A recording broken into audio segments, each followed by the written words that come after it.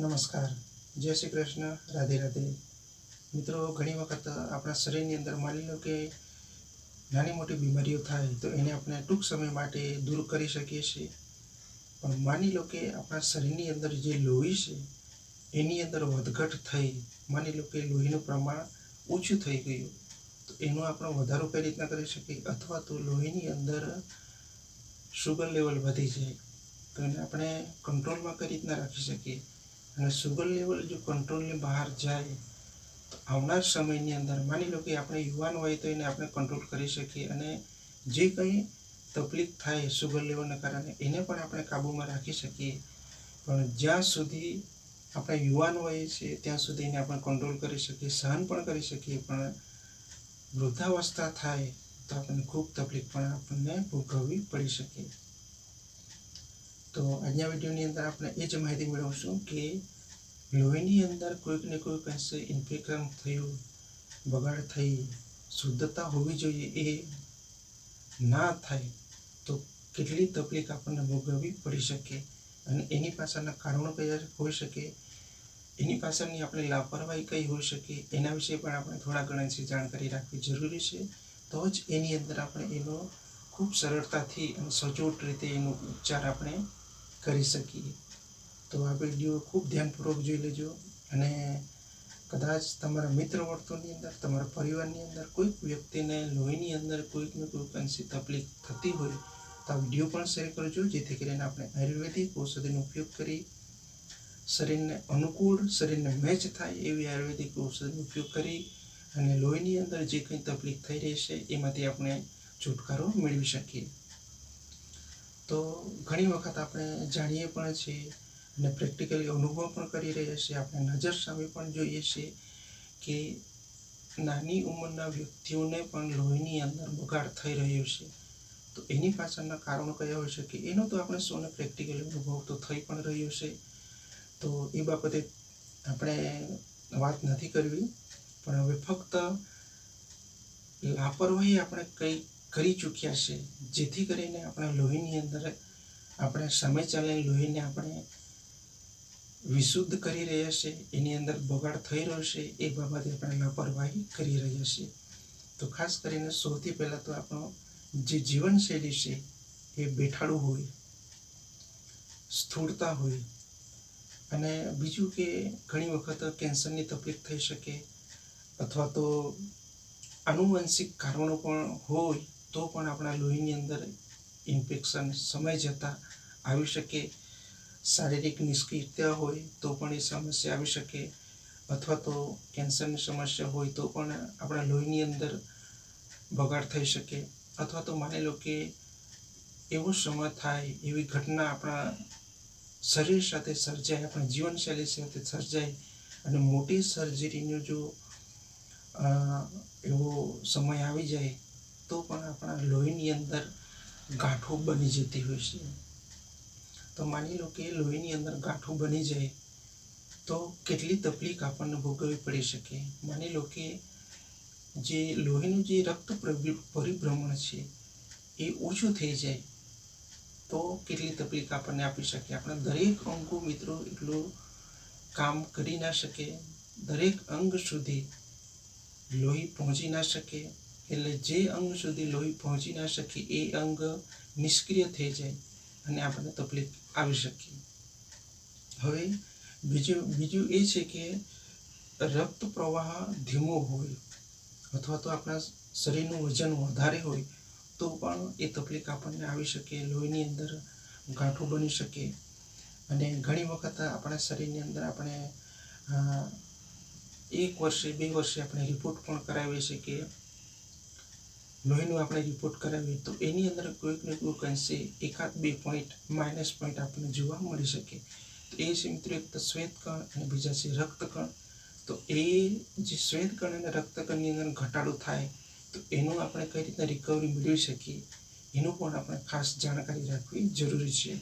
તો ઘણી વખત શરીરનું આપણું વધારે પડતું વજન હોય તો એ નસો પર એનું દબાણ આવી શકે, એના કારણે પણ આ તકલીફ થઈ શકે. બીજા નંબરે છે કે આપણે ખોટા રસ્તે, એટલે કે આપણે વ્યસન કરવાની આદત હોય ધૂમ્રપાન કરવાની ટેવ હોય, દારૂ પીવાની ટેવ હોય, એના કારણે પણ આપણે રક્તવાહિનીઓને આપણે સામે ચાલીને નુકસાની પહોંચાડી શકીએ, તો પણ એ તકલીફ આપણને આવી શકે. અથવા તો કેન્સર અને ડાયાબિટીસની સમસ્યા હોય તો એના કારણે પણ આપણે લોહીની અંદર એ ગાંઠો બનતી હોય છે. એટલે કે લોહી બગડે એટલે એની અંદર ગાંઠો બને, અને ગાંઠો બને એટલે આપણને અનેક તકલીફો આપણને આવી શકે. તો એ થોડા ઘણા છે આપણે એ જે ભૂલ કરી રહ્યા છે એના કારણે આ સિમ્ટમ્સ આપણે જોવા મળી શકે. ભૂલ એટલે કે ઘણી વખત આપણે આપણા સ્વાદને અનુસાર, આપણે જીભને અનુસાર, જીભનો સ્વાદ સારો લાગે તો આપણે તરત આપણે જે કંઈ સ્વાદિષ્ટ ભોજન છે એ લઈ રહ્યા છે, પણ એ 5 થી 10 મિનિટ સુધી જ એની અંદર આપણને શાંતિ મળે અને સારું લાગે કે ભોજન મેં સારું લીધું છે. પણ એ ત્યારબાદ આપણા શરીરની અંદર જે ભોજન જાય અને જ્યારે એની પ્રક્રિયા ચાલુ થાય, તો એ પ્રક્રિયા કરવાની જે કાર્ય પદ્ધતિ છે, આપણા આંતરિક અંગ છે, એને કેટલી તકલીફ થઈ શકે સમય જતાં, એનું પણ આપણે ખાસ ખ્યાલ રાખવો જરૂરી છે. એટલે આપણે ફક્ત જીભનો સ્વાદ સારો લાગે એટલે ભોજન લઈ શકીએ, પણ સમય જતાં આપણે આંતરિક અવયવ નબળા પડે એટલે આપણે અસહ્ય તકલીફનો અનુભવ થઈ શકે. હવે લોહીની અંદર ગાંઠો બની ગઈ તો એને આપણે લક્ષણો આપણે કઈ રીતના ખબર પડી શકે એનો પણ આપણે ખાસ ખ્યાલ રાખવો જરૂર છે. તો લક્ષણો પણ હવે થોડા ઘણા છે આપણે સમજી લઈએ. તો અસરગ્રસ્ત ભાગની અંદર દુખાવો થાય, એટલે જે ભાગ પર લોહીની ગાંઠો બની શરીરના કોઈ પણ ભાગની અંદર, તો એ ભાગ પર આપણો દુખાવો થાય. બીજા નંબરે સોજો પણ આવી શકે, અને આપણી જે ચામડી છે શરીરની, એ જે કલર છે એ કલર ચેન્જ થઈ જાય, બરોબર છે. એટલે ચામડી પર આપણે લાલાશ કલર આપણને જોવા મળી શકે. એ છે ખાસ કરીને આપણે એના લક્ષણો આપણને જોવા મળી શકે.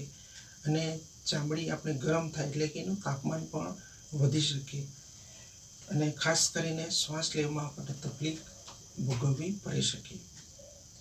તો આપણે એના કારણો જાણી લીધા, લાપરવાહી પણ સમજી લીધી, એના લક્ષણો પણ આપણે સમજી લીધા કે લોહીની અંદર ગાંઠો બને તો કયા લક્ષણો આપણને જોવા મળી શકે, એની પાછળના કારણો કયા હોઈ શકે, કઈ ભૂલને કારણે આપણે એ સામે ચાલીને આપણે લોહીને બગાડી રહ્યા છીએ. તો બને ત્યાં સુધી મિત્રો ખાસ એટલે તમે ધ્યાન રાખજો, તમારા ખાનપાનની અંદર તમે ખાસ સાત્વિક અને શુદ્ધ ખોરાકનું તમે સેવન કરજો.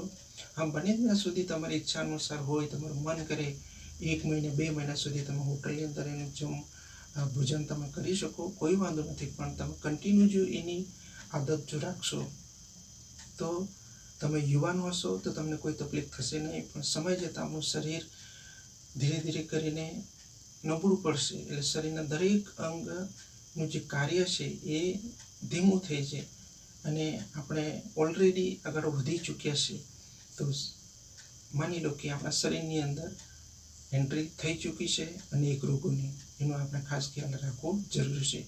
તો હવે લોહીની અંદર ગાંઠો બની ગઈ તો એનું આપણે આયુર્વેદિક ઇલાજ કઈ રીતના કરી શકીએ.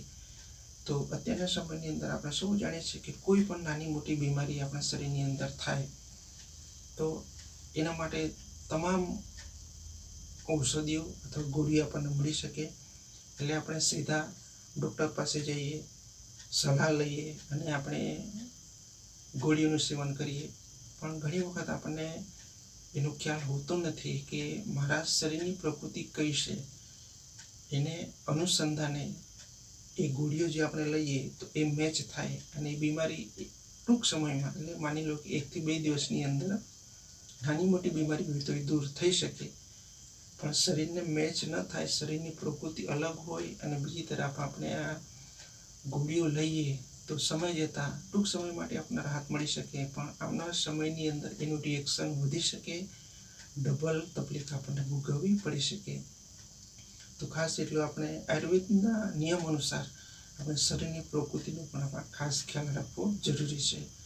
તો હવે માની લો કે આવી તકલીફ થઈ, લોહીની અંદર જે બગાડ થઈ ચૂક્યું, ઇન્ફેક્શન આવી ચૂક્યું, તમારું હાઈ બીપી થતું હોય, લો બીપી થતું હોય, અથવા તો તમને ઘણી વખત શ્વેતકણ રક્તકણની તકલીફ થતી હોય અથવા તો લોહીની અંદર ગાંઠો બની જાય તો આપણે લોહીને કઈ રીતના શુદ્ધ કરી શકીએ, તો એના માટે એક આયુર્વેદિક ઔષધિ છે, એનો તમે ખૂબ સરળતાથી અને ખૂબ ધીરજપૂર્વક તમે જો ઉપયોગ કરશો તો તમને ખૂબ સારું રિઝલ્ટ, તમને પ્રેક્ટિકલી અનુભવ પણ મળી શકશે.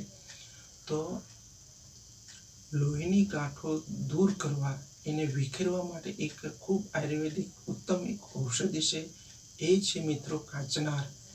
કાચનાર જે વૃક્ષ છે એ તો આપ સૌ જાણો જ છો અને એને જોયું પણ હશે, પણ એની અંદર પણ બે પ્રકાર આવે છે. એક જે કાચનાર આવે છે મિત્રો, એના જે ફૂલ હોય છે એ લાલ કલરના હોય છે, એના પાન પણ મોટી સાઈઝના હોય છે, અને બીજું જે કાચનાર આવે છે એના પાન થોડા નાના હોય છે અને એના ફૂલ સફેદ કલરના આપણને જોવા મળી શકે. એટલે એનું ખાસ તમે ધ્યાન આપજો. તમે આયુર્વેદિક ઔષધિનો ઉપયોગ કરતા પહેલાં ઘણી વખત સેમ ટુ સેમ આપણે આયુર્વેદિક ઔષધિઓ મળે, પણ એનો આપણને ખ્યાલ હોતો નથી કે આમાંથી કઈ ઔષધિનો આપણે ઉપયોગ કરી શકીએ. એટલે બને ત્યાં સુધી તમે ઓરિજિનલ પ્યોર અને એ જે કાચનાર હોય એનો આપણે ઉપયોગ કરવાનો છે. તો એના જે મૂળ છે એ મૂળની છાલ આપણે ઉકાળવાની, પાણીની અંદર ઉકાળવો. સૌથી પહેલાં તો મૂળની છાલ આપણે લઈ લેવાની, એના થોડા ઘણા છે એને વાટી નાખો અને પાણીની અંદર એને આપણે ઉકાળવાની, અને ત્યારબાદ પાણી ઠંડુ થાય ત્યારબાદ તમે દરરોજ અથવા તો 15 દિવસના અંતરે અઠવાડિયાની અંદર એક દિવસ તમે અડધો કપનું તમે સેવન કરી શકો. તો તમને જે લોહીની અંદર જે ગાંઠો બની ચૂકી છે એની અંદર તમને ઘણું સારું રિઝલ્ટ ચોક્કસપણે તમને પ્રેક્ટિકલી અનુભવ થશે. પ્રેક્ટિકલી અનુભવ કઈ રીતના થશે કે તમને જે દુખાવો થતો છે, જે અસર થઈ ચૂકી છે, લોહીની જે ગાંઠો બની છે જે અંગ પર, એ અંગ પર જો તમને દુખાવો થતો હોય તો એની અંદર તમને રાહત મળશે. શ્વાસ લેવાની તકલીફ થતી હોય એની અંદર પણ રિકવરી મળશે. બરોબર છે. એટલે તમને પ્રેક્ટિકલ અનુભવ થશે કે જે લોહીની જે ગાંઠો છે એ ધીરે ધીરે કરીને છૂટી થવા લાગી છે. એટલે તમને પ્રેક્ટિકલ અનુભવ તમને ચોક્કસપણે મળી શકશે. એટલે કાચનાર જે છે એના મૂળની જે છાલ એને વાટી, એને ઉકાળો અને ત્યારબાદ ઠંડુ પડવા દો, અને તમે તમારી ઈચ્છા અનુસાર તમે 15 દિવસના અંતરે તમે 2 દિવસ 3 ટાઈમ પણ તમે લઈ શકો, અથવા તો તમારી ઈચ્છા અનુસાર તમે લઈ શકો, તો પણ તમને કોઈ આડઅસર થશે નહીં. તો આજના વિડીયોની અંદર મારે તમને એ જ માહિતી આપી હતી કે લોહીની અંદર ગાંઠો બને તો એને આપણે કઈ આયુર્વેદિક ઔષધિનો ઉપયોગ કરીને એને આપણે શુદ્ધ કરી શકીએ. લોહીની જે રિકવરી છે એને આપણે ફરી આપણે મેળવી શકીએ. લોહીનું રક્ત પરિભ્રમણ છે એને પણ આપણે રિકવરી મેળવી શકીએ. તો મળી કોઈના વિડીયો સાથે, નવા ટોપિક સાથે. ત્યાં સુધી ખાસ કરી મિત્રો તમારા ધ્યાન રાખજો, શરીરનું ખાસ ધ્યાન રાખજો, અને ખાસ કરીને અત્યારના સમયની અંદર જે કંઈ બદલાવ આવી ચૂક્યો છે એને અનુસંધાને આપણા શરીરને પણ આપણે ધ્યાન રાખવું, એની કાળજી રાખવી જરૂરી છે. તો મળી કોઈના વિડીયો સાથે, નવા ટોપિક સાથે. ત્યાં સુધી જય શ્રી કૃષ્ણ, રાધે રાધે.